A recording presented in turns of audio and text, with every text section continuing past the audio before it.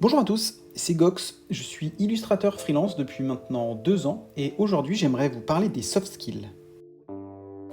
Qu'est-ce que j'entends par soft skill? C'est tout ce qui est en opposition aux hard skills. Vous allez me dire, je vous ai pas beaucoup avancé.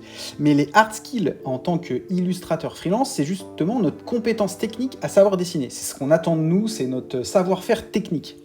Au-delà de ça, les soft skills sont en opposition, c'est toutes les compétences qui ne sont pas juste savoir dessiner. Donc ça va être par exemple savoir communiquer, savoir gérer son temps, savoir être à l'écoute, etc. Et le but de cette vidéo, c'est de vous présenter ces soft skills qui ont pu faire la différence pour moi et j'aimerais vous faire un petit retour d'expérience sur ça. Et je pense que c'est d'autant plus important au début, lorsqu'on cherche à fidéliser des clients, lorsqu'on cherche des clients, lorsqu'on cherche à travailler avec des gens, c'est à ce moment-là que les soft skills sont hyper importants. Lorsqu'on doit être amené à présenter notre portfolio, la manière dont on va parler, la manière dont on va présenter notre travail va être hyper importante pour la personne qui va nous écouter. De la même manière, lorsque la personne va parler, est-ce qu'on va réussir à être bien à l'écoute? Est-ce qu'on ne va pas chercher à parler tout de suite de soi-même? C'est des choses que la personne va remarquer et qui peut faire la différence par rapport à d'autres personnes, à d'autres sollicitations, d'autres illustrateurs. Et même lorsqu'on a le contrat, même lorsqu'on commence à bosser avec les gens, je pense que là, c'est encore à nouveau important de montrer qu'on n'est pas juste un bon dessinateur ou un bon illustrateur. Je pense que c'est intéressant de savoir très bien communiquer. Si par exemple vous communiquez par mail avec votre client, essayez de répondre toujours du tac au tac. Essayez de répondre toujours de manière la plus claire et précise possible, sans mettre d'affect ou d'émotion dans vos réponses. Si par exemple il vous arrive de faire des réunions de travail, essayez d'être factuel, faites un compte-rendu et exprimez clairement dans votre compte-rendu ce qu'il y a à faire, un délai, quelle action et qui est en action.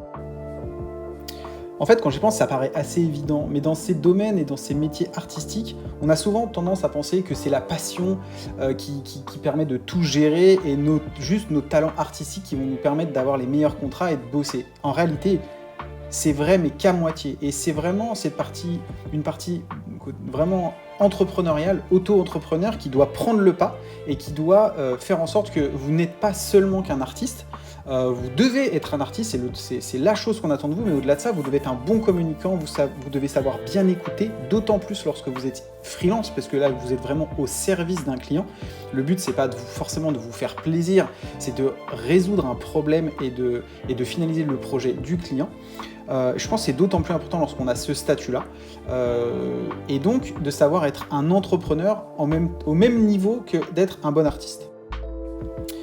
Lorsque j'ai voulu me lancer dans ce statut de freelance illustrateur, j'ai d'abord commencé par chercher à améliorer mes compétences techniques. Et je pense vraiment que c'est par ça qu'il faut commencer. Avant d'être un bon entrepreneur, il faut déjà être sûr que cette activité-là vous plaît et il faut être sûr, entre guillemets, c'est toujours difficile, mais il faut essayer de s'assurer d'avoir un niveau qui soit suffisant pour se vendre et essayer de choper des contrats. Et ça, pour y arriver, au début, ça ne passe que par des compétences techniques. Et c'est dans un second temps, et là, je pense qu'il faut vraiment y faire attention et ne pas s'attendre, juste en ayant un bon niveau, que tout se passe naturellement. Et que c'est là que ça devient vraiment important de se dire que ces soft skills deviennent peut-être même prépondérants. Ce que je veux dire, c'est qu'entre deux illustrateurs avec exactement le même niveau, celui qui ne fera pas d'effort sur sa communication, sur la manière dont il va écrire ses mails, sera forcément passera forcément après celui qui fera des efforts sur sa méthode de communication, qui fera l'effort d'aller voir les gens par exemple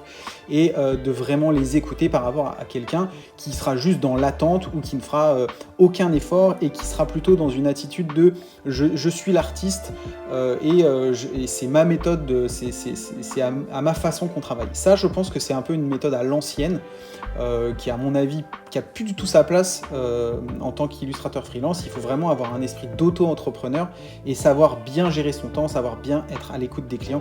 Et je dirais même comme dans n'importe quel domaine. Là, on parle d'illustration, de concept art, mais ça marche dans n'importe quel domaine à partir du moment où vous voulez vous lancer en freelance.